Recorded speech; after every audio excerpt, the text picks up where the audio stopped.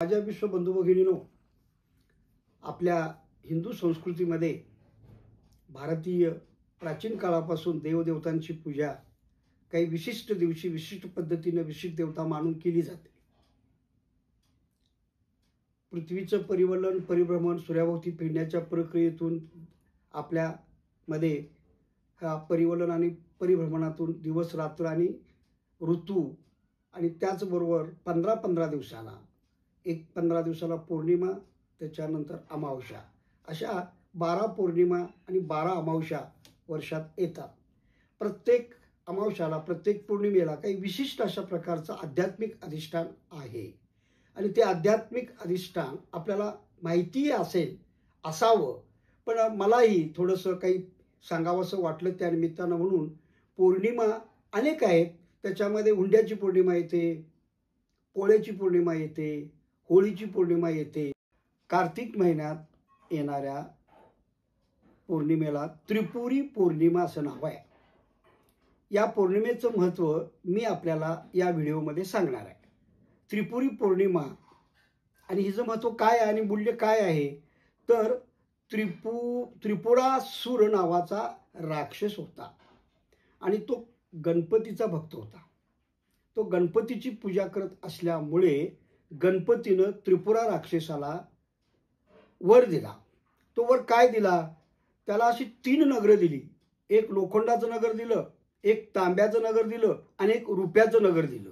ही 3 नगरं घेतली आणि हा त्रिपुरा राक्षस आणि त्याची 3 मुलं ही 3 नगरं घेऊन अंतराळात फिरवायला लागली आपली श्रीमंती दाखवण्यासाठी।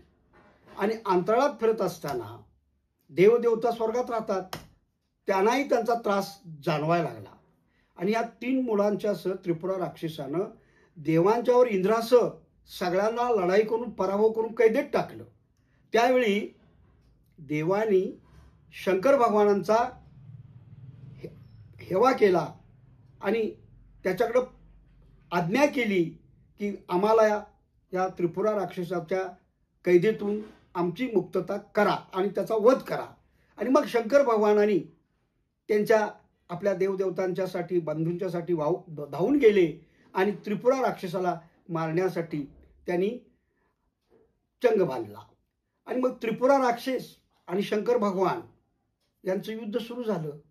पण गणपतीचा वर त्रिपुरा राक्षसला असल्यामुळं त्यांनी दिलेली ती 3 नगरं त्या 3 पोरांना त्रिपुराचे वाटली होती त्रिपुरा राक्षसानं आणि त्यांचा उन्मत्त वाद हा संपूर्ण स्वर्ग पाताळ आणि त्रिलोकात त्रासाचा ठरला होता। आणि अशा वेळी शंकर म्हटले मी याला आता मारणारच, पण त्याला एक अट्ट होती की त्यांनी ते सारखं फिरत राहायचं, अशा अट्ट गणपतीनं घालूनच ते दिलं होतं। त्यामुळे ती 3 असताना एका रेषेत आली की नष्ट होणार असं गणेशानं सांगितलं होतं। मग ते शंकरानं ओळखलं आणि युद्धाच्या आधीच त्या त्रिपुरासुराला मारण्यासाठी गणपतीची आज्ञा घेतली शंकरानं, नमस्कार गणपतीला केला आणि त्या युद्धामध्ये आपलं त्रिशूळ सोडलं आणि ती अनेक युक्त्या लढवल्या आणि ती 3 नगरं फिरत फिरत फिरत एका रेषेत कशी येतील ती एका रेषेत आणण्याचा प्रयत्न शंकराने केला। आणि एका रेषेत जेव्हा ती 3 नगरं आली त्यावेळी शंकरानं त्रिशूळ सोडलं आणि ती 3 नगरही उद्ध्वस्त केली आणि त्रिपुरा राक्षसी मारला गेला।